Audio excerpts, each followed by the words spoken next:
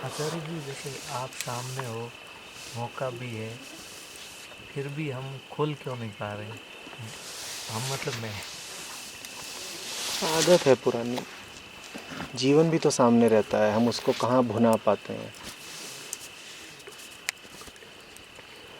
जो रोज़ रोज़ करते हैं वही पुराने गतिवेग के कारण अभी भी हो रहा है। पुरानी आदत है ना कि मौका आता गया, मौके से चूकते गए, मौका आता गया, मौके से चूकते गए, आता गया, चूकते गए। तो अभी भी वही है कि मौका आया है, उससे प्रतिफल चूकते जा रहे हो और मन विद्रोह भी नहीं कर रहा है, मन से आर्तनाद भी नहीं उठ रहा कि ये क्या हो रहा है। जीवन क्या है? यही है ना कि जो कुछ सामने है उसमें पूर्ण रहो, समस्त स्थितियों में तुम पूर्ण रहो। तो हर स्थिति क्या होती है? ये सुबह से शाम तक जो बनती बिगड़ती बदलती स्थितियां हैं, ये क्या है? ये पूर्णता का मौका है। हालात कैसे भी हैं, हम मस्त हैं। और हर हालत में संभव होता है तुम्हारे लिए पूरा रहना, आनंदित रहना। तो हर हालत में मौका होता है। इसी संभाव्यता को कहा जाता है मौका, यही अवसर है। कुछ संभव था यानी कि उसको कर पाने का मौका था। तो उसी संभावना को मौका बोलते हैं। आपके सामने 100 नंबर का पर्चा आया, तो आपके पास क्या मौका है? बोलो। 100 में 100 लाने का। संभावना भले उसकी कम हो, पर संभावना है ना। तो इसी संभावना को मौका बोलते हैं। तो संभावना हमेशा रहती है। ये संभव हमेशा रहता है कि सुबह से शाम तक तुम बिल्कुल अछूते निष्प्रह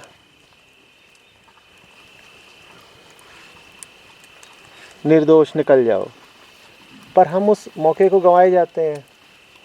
वो संभावना यदा कदा ही मूर्त होती है, नहीं तो संभावना तो फिसलती जाती है। एक के बाद एक तुम्हारे सामने 100 नंबर के पर्चे आ रहे हैं और तुम किसी में भी पूरे नहीं उतर रहे। वही यहाँ हो जाता है कि अध कचरी आधी ती ही जिंदगी।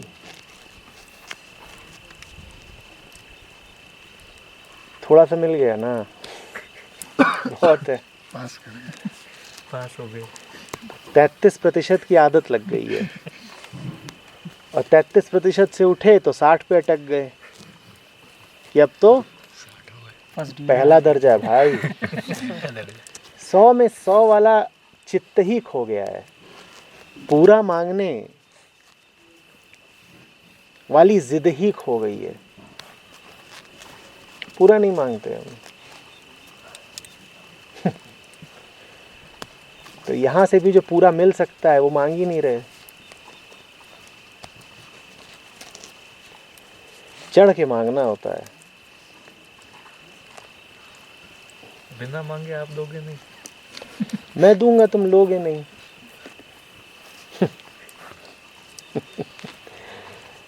तुम मांगने आए हो 1 लीटर का कटोरा लेके, और मैं दे रहा हूं, मान लो यहाँ लीटरों की वर्षा कर रहा हूं, 10, 20, 100 मैं दे रहा हूं, तुम्हें कितना मिला? तुम मांगते ही नहीं हो उससे ज्यादा।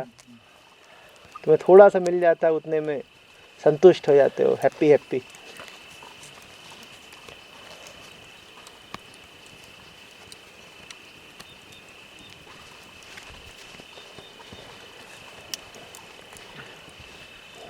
कहते ही हूँ, अध्यात्म बड़े महत्वाकांक्षी लोगों का काम है, जो थोड़े से राजी हो ही नहीं। 65% वालों के लिए नहीं है अध्यात्म।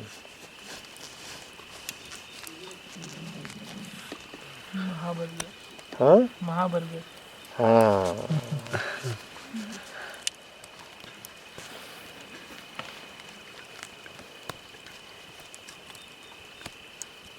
तो ये 100% की भूख कैसे होगी? पैदा वही कैसे जैसे होगी? बाकी चीज़ों की होती है। तो ऐसी संगत में रहो जहाँ पे हों ऐसे लोग जो 100 से कम में नहीं मानते हो, तो तुम्हें भी लगे कि अरे ये क्या चल रहा है। ऐसी भी जमात होती है जो 100 से नीचे नहीं राज़ी होती, तो तुम्हें भी तुम्हारा फिर स्वरूप याद आए कि 100 में तो हमें भी बहुत मज़ा आएगा, हम काहे 65 पे राज़ी थे। एक तरीका ये है। दूसरा ये है कि संयोगवश जीवन तुम्हें कभी दिखा दे कि 65 कितना अधूरा है, कि तुम 65 पाओ और उसको लेके कहीं पे दाखिले के लिए जाओ और तुम्हें ठुकरा दिया जाए कि हाँ 65 वालों को अनुमति नहीं है, तो तब तुम चौंको, तब अचानक चेतो और जगो कि ये 65 ले लेके तो बड़ा नुकसान कर लिया भाई। 65 की तो वास्तव में कोई कीमत ही नहीं है। देखो मैं 65 लेकर के गया कि दाखिला दे दीजिए, उन्होंने कहा चल निकल, 65 का क्या है। तो या तो जीवन से मनाओ कि तुम्हें महा दुख दे,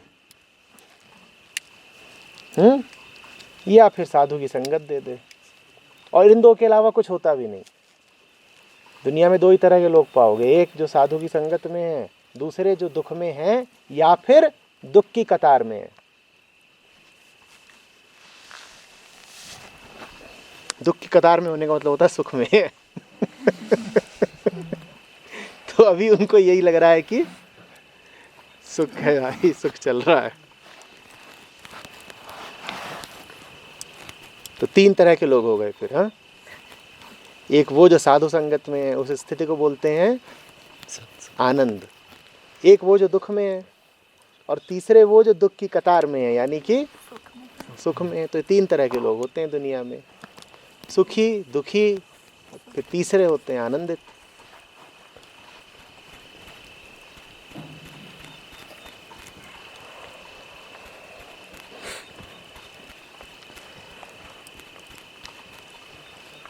हम सब टूटे हुए से लोग हैं, जैसे हमारी रीढ़ मार मार के तोड़ दी गई हो।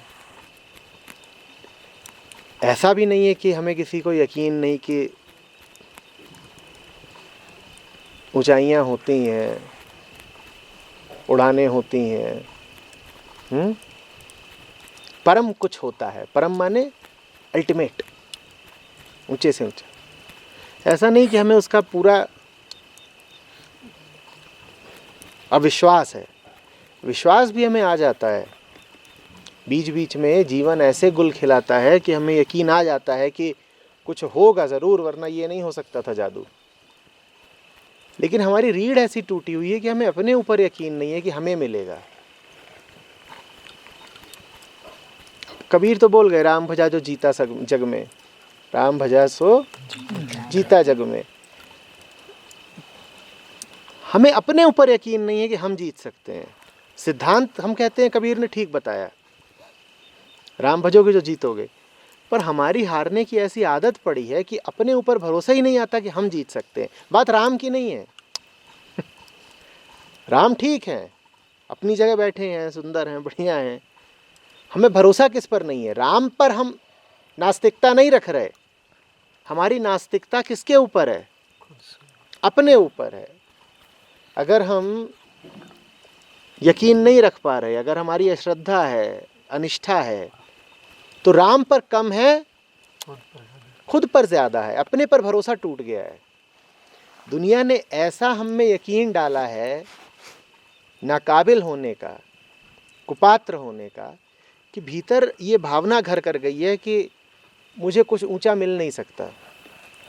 हम कहते हैं कि भाई राम तो 7 आसमानों के पार हैं, मुझे तो इस दुनिया की ही ऊंची चीज़ें नसीब नहीं हुई। छोटी सी कार में चलता हूँ, बड़ी कार नहीं मिली। छोटे कॉलेज में पढ़ा क्योंकि बड़े कॉलेज में दाखिला नहीं मिला। छोटा मोबाइल है क्योंकि बड़ा मोबाइल नहीं पाया। छोटा घर है क्योंकि बड़ा घर नहीं मिला। मुझे जब जिंदगी में कुछ बड़ा नहीं मिला तो मुझे फिर राम कैसे मिल जाएगा? अपने पे यकीन टूट गया है। दुनिया ने थपेड़े मार मार के, चोटें दे दे के ऐसा हमें निराश किया है कि हम किसी संग्राम के काबिल नहीं बचे हैं। भीतर कुछ दरका हुआ सा है, समझ रहे हैं ना? ये भरोसा ही नहीं आता कि मांगेंगे तो मिलेगा। हम कहते हैं मुझे कैसे मिलेगा यार, मैं तो छोटा आदमी हूं। आज कबीर क्या बोल रहे थे? साहिब हक ना राखसी, जो मांगे सो दे। कोई मांगे तो तुरंत पाता है। साहिब किसी का हक नहीं मारते, जिन खो जाते। पर हम में ऐसी हीन भावना आ गई है कि हम अब मांग ही नहीं पाते। हम डरे डरे घूमते हैं। हमें लगता है मैं क्या क्षुद्रहीन छोटू मुझे क्या मिलेगा भाई।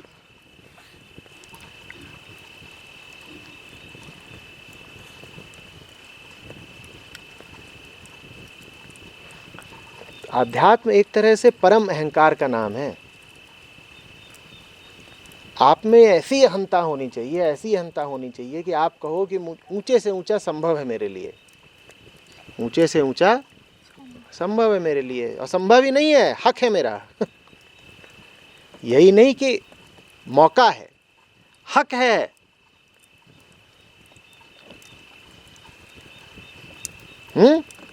छाती ठोक के मांगूंगा, भिखारी की तरह नहीं मांगूंगा, हकदार की तरह मांगूंगा। ये हम कर ही नहीं पाते। ऐसी आवाजें हमारे जहन में बैठ गई हैं जो सब हमें बता रही हैं, तू छोटा, तू हारा। दुनिया की हर आवाज आपको यही बताएगी कि आप पात्र नहीं हो। और दुनिया की आवाजों को हमने बड़ी तवज्जो दे दी है। वो सब मन में बैठी होती हैं, वहीं गूंजती रहती हैं।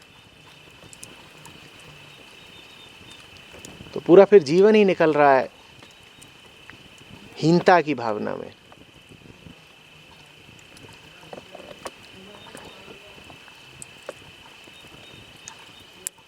आपकी हालत ऐसी है कि चेक आए और आपको पता चले 10 करोड़ का है तो आप तुरंत पड़ोसी को आवाज दोगे, भाई तेरा होगा ले जा।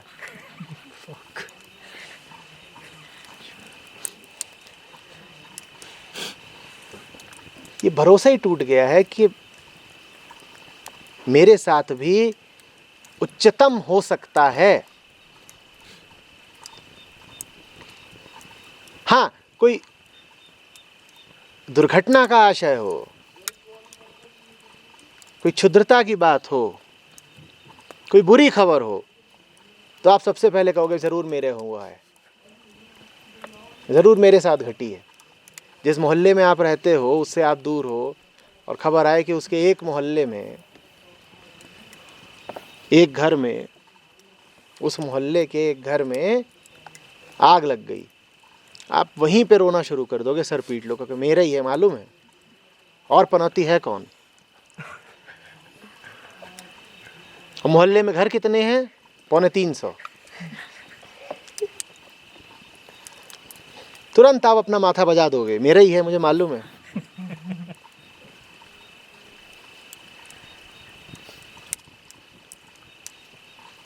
और ये यहाँ पे नकारात्मक सकारात्मक इत्यादि की बात नहीं हो रही है, आशावादी निराशावादी होने की बात नहीं हो रही है।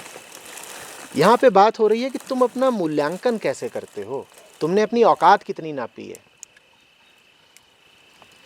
दुनिया ने बाहर बाहर हमारी औकात तय कर दी है, वो ठीक भी है। बाहर बाहर तो भाई सब सीमित ही हैं, सीमित सीमित हाथ, सीमित सीमित ज्ञान, सीमित हमारी हथेलियाँ। तो बाहर बाहर कोई हमारी औकात तय कर दे, ठीक भी है।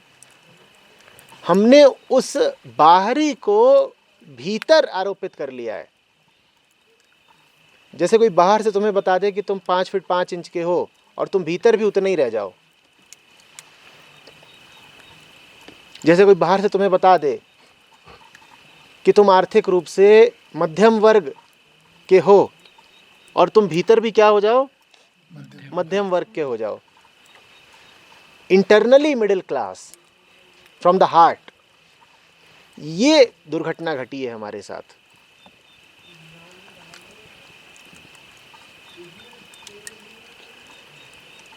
कबीर भी ऐसे ही थे, साधारण आय के, मध्यम वर्ग क्या निम्न मध्यम वर्ग उन्हें बोलना पड़ेगा, पर दिल से क्या थे, शाहन के शाह। शाहन के शाह। वो हमारे साथ नहीं हो रहा है ना। हम बाहर छोटे हैं और उस बाहर के छोटपन को भीतर प्रत्यारोपित कर लेते हैं। जीवन के प्रति एक ठसक नहीं है, जीवन के प्रति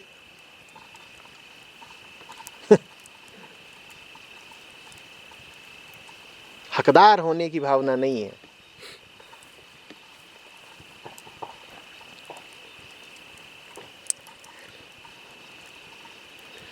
अब परमात्मा कैसे मिलेगा? आप हक ही नहीं मांग रहे। आपके पिताजी आपके लिए 5 अरब छोड़ गए हैं। अरे भाई, उस वसीयत को ले जा करके न्यायालय में, चाहे तहसीलदार के यहाँ, कार्यान्वित भी तो कराना पड़ेगा। वो जो तुम्हारे लिए महल छोड़ गए हैं, उन महलों को अपने नाम भी तो कराना पड़ेगा। वसीयत लिखने भर से थोड़ी हो जाता है। तुम्हारी हालत उस आदमी की है जिसको वसीयत में बहुत कुछ मिला हुआ है और उस वसीयत को दबा के बैठा है और कह रहा है नहीं, मुझे कैसे मिल सकता है। तो वो उस महल को अपने नाम करा ही नहीं रहा। पिताजी दे गए हैं तुमको, तुम लेने को राजी नहीं हो।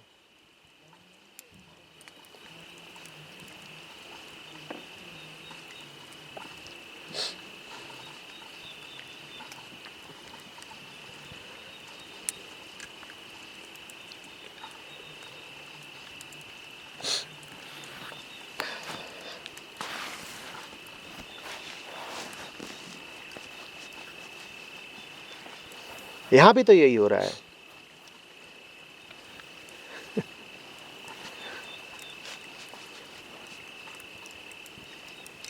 तुम्हारी और हीरा उछाला जाता है, तुम दोनों हाथ जेब में डाल लेते हो। तुम कहते, और वो भी मुट्ठी बांध के, वो तो कहीं धोखे से चिपक ना जाए हाथ में। भाई, ये तो छोड़ो कि तुम हाथ बढ़ाओ और लपक लो उसको, वो तो दूर की बात है।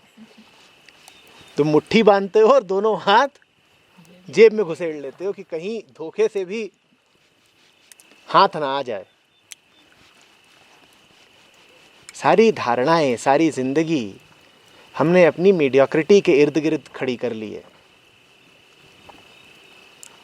मैं बस काम चलाऊ हूं, मैं बीच का हूं, मैं मध्यम वर्गीय हूं।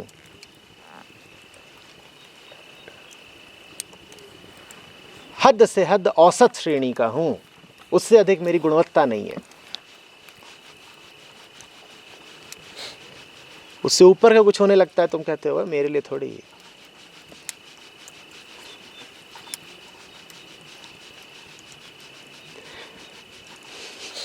तुम्हारी हालत उस आदमी की है जो डार्ट्स का गेम खेले। होता है ना कि वो दीवार पे निशाना लेना होता है, केंद्र पर मारा तो जैकपॉट मिलता है। कितने अंक? 100। और फिर घेरे होते हैं एक के बाद एक बड़े, और केंद्र से जितनी दूर मारो अंक उतने कम मिलते हैं। तुम्हारी हालत उसकी है जो निशाना ही केंद्र से दूर लेता है। तुम कहते हो केंद्र पे तो वैसे भी नहीं लगने वाला, केंद्र पे हमने जिंदगी में नहीं मारा तो अब क्या मारेंगे। तो तुम निशाना भी नहीं ले रहे अब केंद्र पे। तुम निशाना ही लेते हो 10 नंबर पे, और 10 मिल जाता है तो खुशी मनाते हो, कहते हो देखा। कभी कभार धोखे बधोखे, ऊपर वाले की अनुकंपा, तुम निशाना लेते हो 10 पे और लग जाता है 100 पे, तो तुम्हारी बड़ी फजीहत होती है। तब तुम्हारी वो हालत होती है जो इस शिविर में हो रही है। वो मिल गया जो चाहिए नहीं था, वो मिल गया जिसकी उम्मीद नहीं थी। मारा था 10 पे, ससुरा जाके घुस गया 100 में। अब देने वाला पीछे पड़ा हुआ है कि अपनी जैकपॉट की राशि तो ले जाइए। हम कह रहे हैं नहीं देखिए ये तो अब बाद में कभी, या मेरे नाम से दान कर दीजिएगा।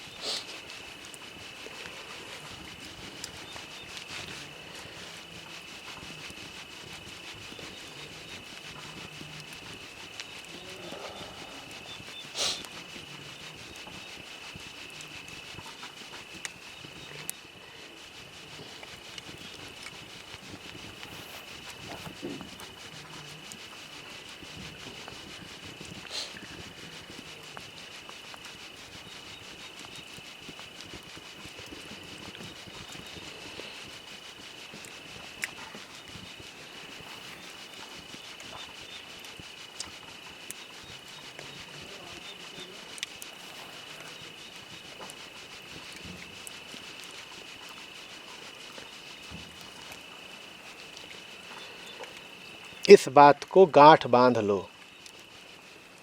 तुम्हारी समस्या ये नहीं है कि जिंदगी ने तुम्हें बहुत कम दिया। तुम्हारी समस्या ये है कि जिंदगी ने तुम्हें तुम्हारी उम्मीद से बहुत बहुत ज़्यादा दिया। तुम्हारी समस्या ये है कि तुम्हारी झोली बहुत छोटी है, तुम ज़रा सा आंचर पसारते हो।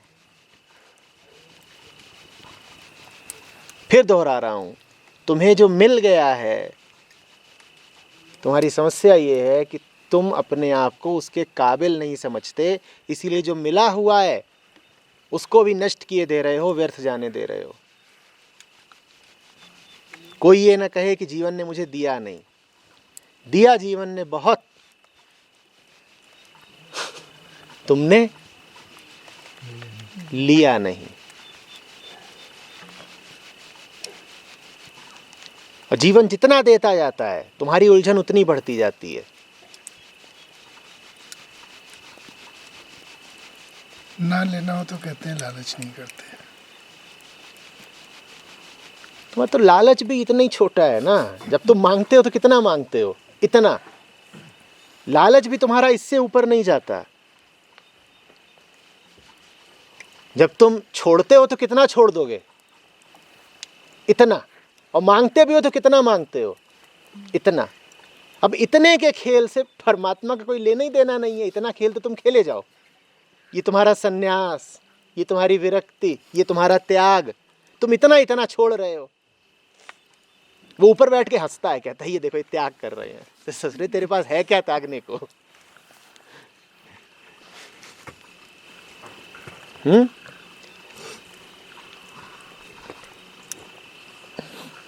ये तुम्हारे 2 रुपए 4 रुपए के खेल से परमात्मा का कोई लेना देना नहीं।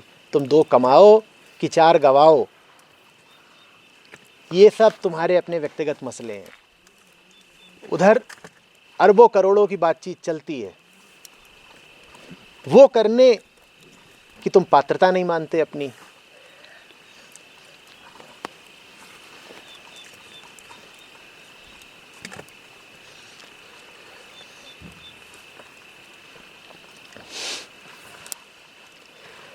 गवाए हुए अवसरों का बोझ तुम्हारी चेतना पर भूत बन के बैठता जा रहा है।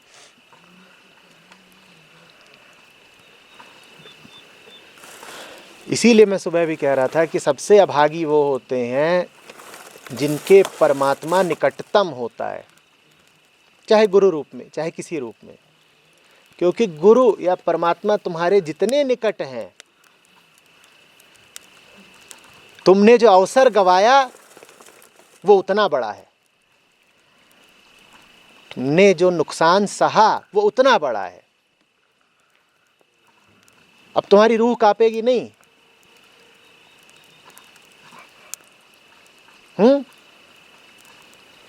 भगवत्ता घर उतरी थी और मैं सोती रह गई।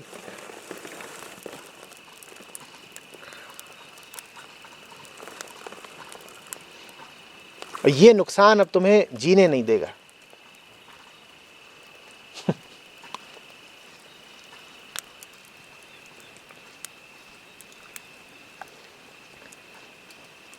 इस नुकसान से उबरने का एक ही तरीका है, क्या? परमात्मा फिर आ रहा है, अब दोबारा नुकसान मत सहो। समझ रहे हो? एक बार तुम नुकसान मत सहो, पीछे उठाए हुए सारे नुकसान माफ हो जाएंगे।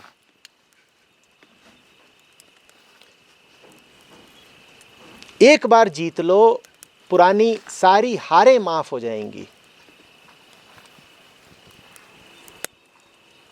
तुम्हारा तर्क उल्टा चलता है। तुम कहते हो अब हम इतनी बार हार गए हैं कि आगे जीत भी गए तो क्या फायदा।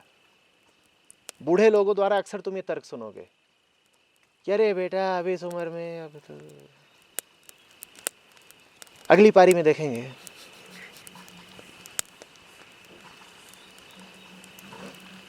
उनसे बोलो महाराज आप जिंदगी समझ ही नहीं रहे हो। जिंदगी में जोड़ का सिद्धांत नहीं चलता है कि पुराने सारे नुकसान जोड़े जाएंगे और आज का मुनाफा जोड़ा जाएगा। पुरानी की वहां कोई जोड़ ही नहीं है, पुराने की जिंदगी में कोई पूछ ही नहीं है।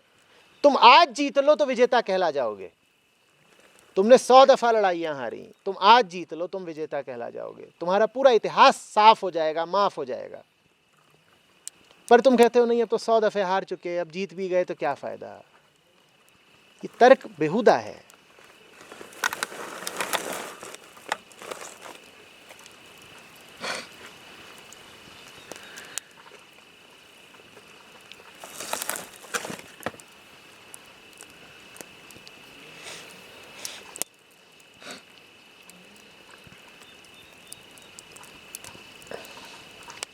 अतीत को आधार मत बनाओ।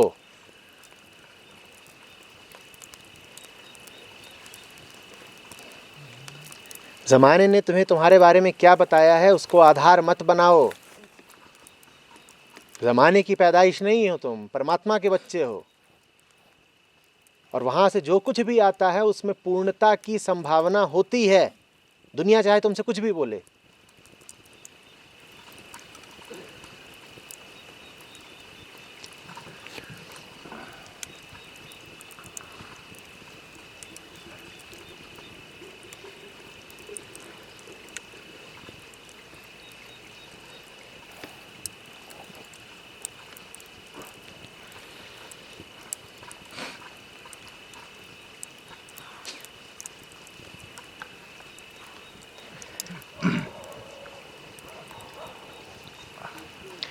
सुदामा का था ना, वो कृष्ण के पास से लौटता है। अब उसकी आत्म छवि क्या है कि मैं तो भूखा नंगा बामन मिलने भर गया था बाल सखा से, वहाँ भी कुछ मांग के नहीं लौटा हूँ। तो वहाँ से लौटता है तो कुछ बच्चे दिखते हैं, वो बढ़िया साफ सुथरे कपड़ों में खेल रहे हैं। बच्चों से पूछता है, बच्चों सुदामा भिखारी का घर कहाँ है। बच्चे भी उसके मज़े लेते हैं। बच्चे कहते उधर जाओ बाबा, आगे पूछो। आगे जाता है तो एक बड़ा भवन, वहाँ पहले उसकी झोपड़ी थी, कृष्ण ने बनवा दिया। चौकीदार खड़ा उससे पूछ रहा है कि सुदामा भिखारी की झोपड़ी इधर आसपास है कहीं। इतनी भी हिम्मत नहीं हो पा रही कि पूछे कि यहीं पर तो थी झोपड़ी। पूछ रहा है ये भैया सुदामा भिखारी की झोपड़ी आसपास है। तो सामने से एक रूपवंती आ रही है, उसी की बीवी है। उधर बहन जी एक पगला सुदामा इधर रहता था, उसका कुछ पता है? हमारी हालत वैसी है। कृष्ण हमें बहुत कुछ दे दें तो हमें अपने भाग्य पे भरोसा नहीं आता, हम फिर बौरों जैसी हरकत करते हैं। और उन्होंने दिया ही हुआ है। तुम्हारी हालत उस आदमी की है जिसके पास बड़ी कोठी है और वो झोपड़ी तलाश रहा है।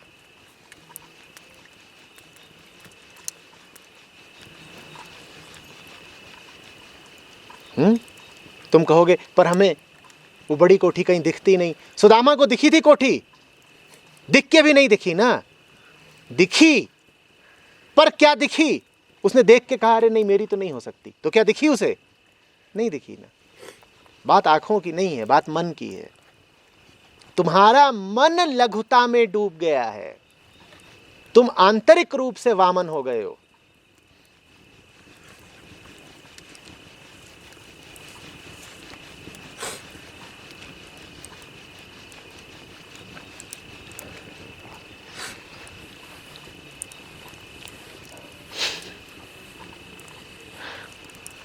छोटा आएगा उसे स्वीकार करोगे, बड़ा आएगा उसका तुरंत अपमान कर दोगे।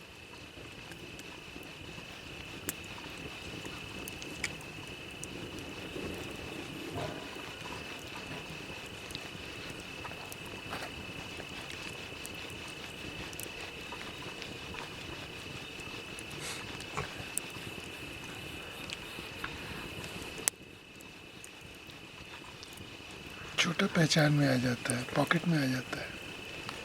हाँ, अपना कद हमने नाप लिया है ना, उसी अनुसार हमारी जेब है। और शारीरिक जेब कद अनुसार हो तो ठीक भी है, जो आंतरिक जेब है ना, जो ग्रहण करती है, यहाँ पर हमने उसको बड़ा छोटा कर दिया है। हम कहते हैं हमारी बाहर की जेब छोटी है, तो भीतर की जेब भी उतनी ही छोटी होगी।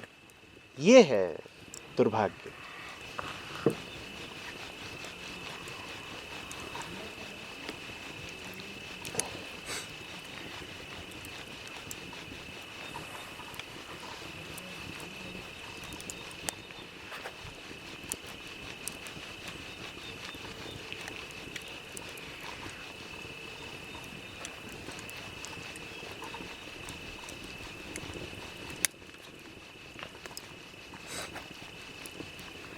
देख रहे हो ना, कबीर भी जीतने की भाषा में बात कर रहे हैं। राम भजा सो जीता जग में।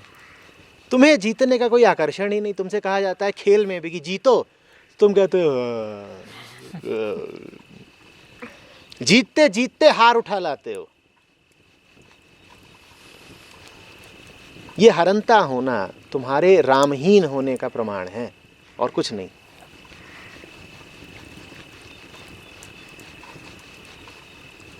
कबीर की पूरी भाषा देखो, योद्धा की है, सूरमा की है, जीतने वाले की है। वहां तलवारों की खनखनाहट है।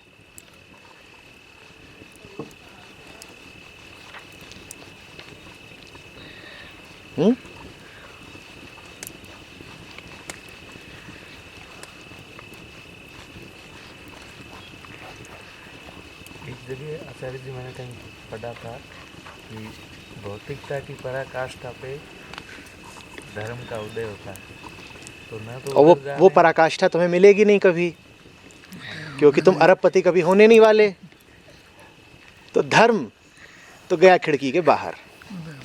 क्यों? क्या न तुमको लोग बहाने देते हैं कि भौतिकता की पराकाष्ठा पे धर्म का उदय होता है। अरे ठीक, चलो अब सहूलियत है।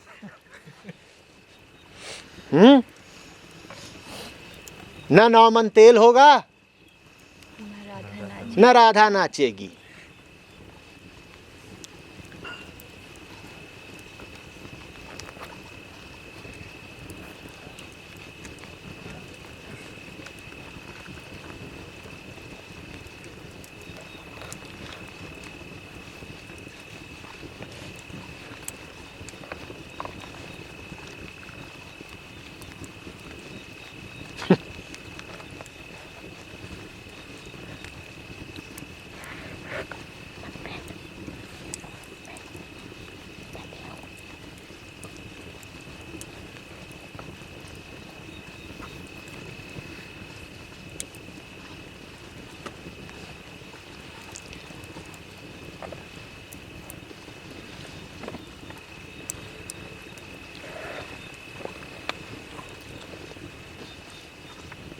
अंतर समझना। दुनिया तुम्हें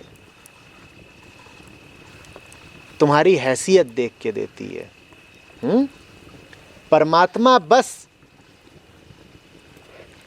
तुम्हारी पुकार सुन के देता है। तुम्हारी पुकार ही तुम्हारी हैसियत है। जिसने पुकारा वो पात्र हो गया। कुपात्र बस एक है, कौन?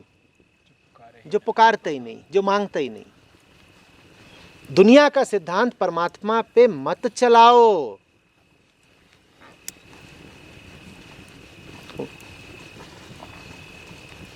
तुम कहते हो मैं ज्यादा पढ़ा लिखा नहीं, मुझे थोड़ी हो जाएगा। परमात्म तत्व के जो फल हैं वो तुम्हें हर हालत में पूरे उपलब्ध हैं। वो क्या फल हैं? वो फल हैं आनंद, सरलता, निर्दोषता, प्रेम, आजादी। कोई फर्क नहीं पड़ता कि तुम सामाजिक रूप से, आर्थिक रूप से, शैक्षणिक रूप से किस हालत के हो। रैदास क्या करते थे? क्या करते थे?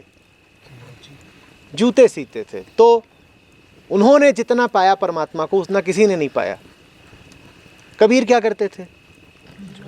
कपड़े बुनते थे। इन्होंने नहीं पाया क्या?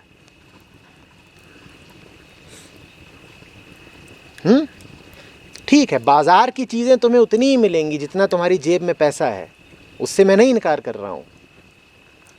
लेकिन जीवन का जो रस है उसको तो तुम बेखौफ होके और असीम होके मांगो, जिद से मांगो, अड़ के मांगो, हक से मांगो, पूरा पूरा मांगो। आनंद पर कोई वर्जना नहीं है। हाँ, बाजार में तुम्हें गेहूं कितना मिलेगा उसकी सीमा है। उसकी सीमा कौन निर्धारित करता है? तुम्हारी जेब में जो रुपया है वो निर्धारित कर देता है। 10 रुपया है तो 10 रुपये तक गेहूं मिल जाएगा।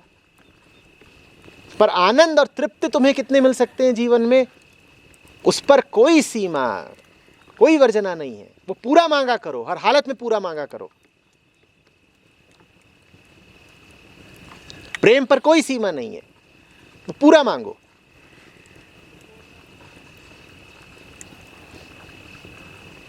उल्लास पर, उत्सव पर, हृदय के अतिरेक पर खुद ही अंकुश मत लगाओ। ये जमाने के गुलाम नहीं है। दिल तुम्हारा कभी जमाने का गुलाम नहीं होगा। तो जमाने के कहने पर उस पर पाबंदियां मत लगा दिया करो।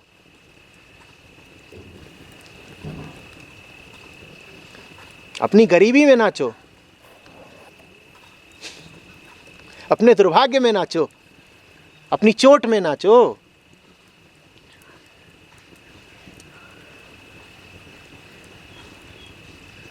अपनी असफलताओं में नाचो। सफल हो या असफल ये जमाना तय करता है, ठीक, पर नाचोगे या नहीं ये जमाना नहीं तय करने वाला। जमाना इतनी तो कर देगा कि तुम्हें बता देगा कि भाई तू हारा। तुम कहो ठीक, और फिर लगो नाचने।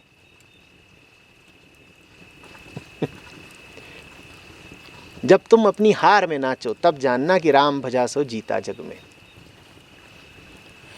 तुम्हारे पास असफलता से बड़ा अब कुछ है, इस कारण नाच रहे हो।